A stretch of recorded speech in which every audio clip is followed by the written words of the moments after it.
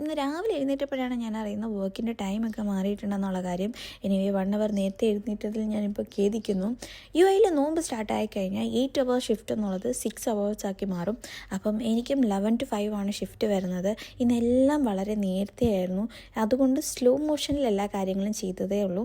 അപ്പം ഈ ഒരു ടൈമായിട്ട് അഡ്ജസ്റ്റ് ചെയ്ത് വരാൻ കുറച്ച് പ്ലാനൊക്കെ ചെയ്യാൻ കുറച്ച് ടൈം എടുക്കും. ഇന്ന് ഞാൻ നേരത്തെയാണ് ജിമ്മിൽ പോകുന്നത്. അതുകൊണ്ട് വെളിച്ചത്തിലുള്ള കാഴ്ചകൾ നിങ്ങൾക്ക് കാണാൻ പറ്റും. നോർമലി ഞാൻ എപ്പോഴും ഈ വഴിയെ പോകുമ്പോൾ നിങ്ങൾ ഇരുട്ടത്തുള്ള കാലുകളാണല്ലോ കാണുന്നത്.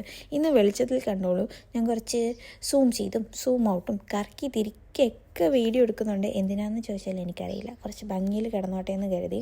എന്നിട്ട് ജിമ്മിൽ ചെന്ന ടൈമിൽ അവിടെ സൂമ്പ നടക്കായിരുന്നു. കുറേ നാൾക്ക് ശേഷമാണ് ഞാൻ സൂമ്പ സെക്ഷന് കയറുന്നത്. ആദ്യം തൊട്ടൊന്നും കയറാൻ പറ്റിയില്ലെന്നുണ്ടെങ്കിലും പകുതിക്ക് തൊട്ടാണ് കയറിയത്. ബട്ട് നല്ല രസമായിരുന്നു കേട്ടോ.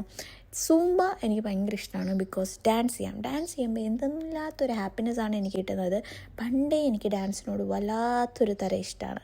അത് ചെയ്യുമ്പോൾ ഞാൻ മൊത്തത്തിലൊന്ന് ഫ്രീ ആവുന്ന കണക്കും എൻ്റെ സ്ട്രെസ്സൊക്കെ പോകുന്ന കണക്കും എനിക്ക് തോന്നും. എനിക്ക് എന്തെങ്കിലുമൊക്കെ ഒരു വിഷമം വന്നാൽ ഞാൻ പറയുന്നത് ദൈവത്തോടത്ത് എന്നെ എവിടെയെങ്കിലും ഒന്ന് തുള്ളാൻ കൊണ്ടുപോകും. തുള്ളി കഴിയുമ്പം എൻ്റെ എല്ലാ പ്രശ്നവും മാറും. എന്താണെന്ന് എനിക്കറിയില്ല. അതൊരു വല്ലാത്ത തരം രോഗമായിരിക്കും. അപ്പോൾ ഇന്ന് ജിമ്മിൽ അധികം കാര്യങ്ങളൊന്നും എടുക്കാൻ എന്നെ കൊണ്ട് പറ്റിയില്ല. കാരണം ചെന്ന ഉടനെ ഞാൻ സൂമ്പയ്ക്ക് കയറി ഫോൺ വെച്ചിട്ട് പിന്നെ ടോട്ടലി വർക്കൗട്ടിൽ കോൺസെൻട്രേറ്റ് ചെയ്താണ് ഞാൻ ചെയ്തിരുന്നത്. ചെന്ന അതേപോലെ തന്നെ ഞാൻ ഇന്ന് തിരിച്ചിറങ്ങാണ്.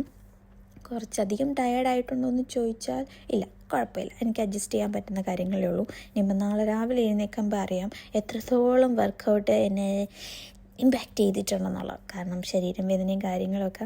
അപ്പം ഇതൊക്കെയാണ് ഇന്നത്തെ വിശേഷങ്ങൾ. കണ്ടില്ലേ, റോഡിലങ്ങ് ആരുമില്ല, എല്ലാവരും നോമ്പ് മുറിക്കാൻ പോയി.